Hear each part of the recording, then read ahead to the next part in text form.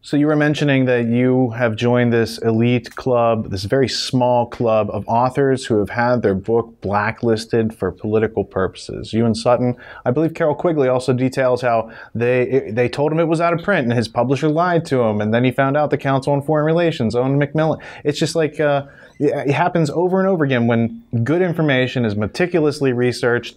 They want to put the kibosh on it. They want to drop that term like conspiracy theory. There was an FBI memo back in '68 when Ed Epstein had written his book about the Warren Commission, and they said, hey, how can we take this down a notch? And they're like, use this term conspiracy theorist.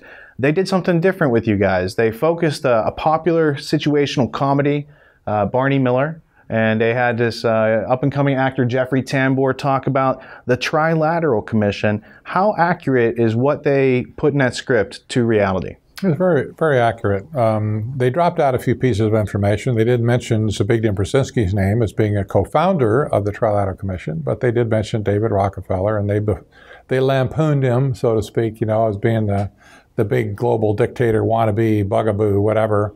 And but by and large, the guy's claims were pretty accurate. And if they were not accurate, there would be no ability to discredit our work, because it was almost like they took some of our work verbatim and put it in this guy's mouth. They're the ones you should be arresting, not me. Why didn't you say that before? What do we got here? Captain, this is William Klein. He was wrecking an office. But I just wanted to meet them face to face. I wanted them to admit what they were doing. Who is they? He was in the office of the Trilateral Commission. Trilateral Commission? Yeah, the Trilateral Commission.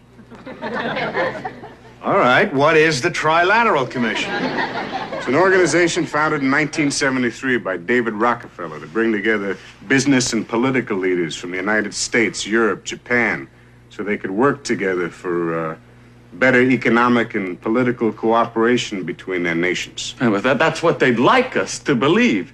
But you see, what they're really up to is a scheme to plant their own loyal members in positions of power in this country, to work to erase national boundaries and create an international community, and in time bring about a one world government with David Rockefeller calling the shots. I take it they're pressing charges? Yeah, well, he broke a globe and some UNICEF artwork. Well, they're in on it too. Okay, Mr. Klein, if you just... I'm telling you, our whole way of life as we know it is in jeopardy. I appreciate that information. But I have the documented evidence. It's all in there. Show him. Well, he's got these magazines here. Conspiracy Review? Suppressed Truth Roundup? The whole master plan is exposed. Yeah, well, You're still not convinced, huh? Would you like to hear the names of just a few of the people who have been on the Trilateral Commission? Not particularly. James Earl Carter. Heard of him? Look, Mr. Klein... Henry Kissinger. You heard of him? Walter Mondale. Who? Mr. Klein, this is John Anderson, George Bush. Now, you remember at the convention, everybody thought it was going to be Ford for Veep. You know what happened? David Rockefeller just picked up a phone, put in a call. Hey, Ronnie, forget Jerry, it's George. Bye. So, no matter who won in November, they had their man in the White House. Are you through? But it made fun of this guy that was complaining about the Trilateral Commission and just, joked around and says, well, that's ridiculous. It's a, wild tinfoil hat conspiracy-oriented people. We had a number of attacks like that, though. That was one that came through Hollywood, which is really interesting. But we had others as well. The criticism was always that people criticizing the Trilateral Commission are either far left or far right.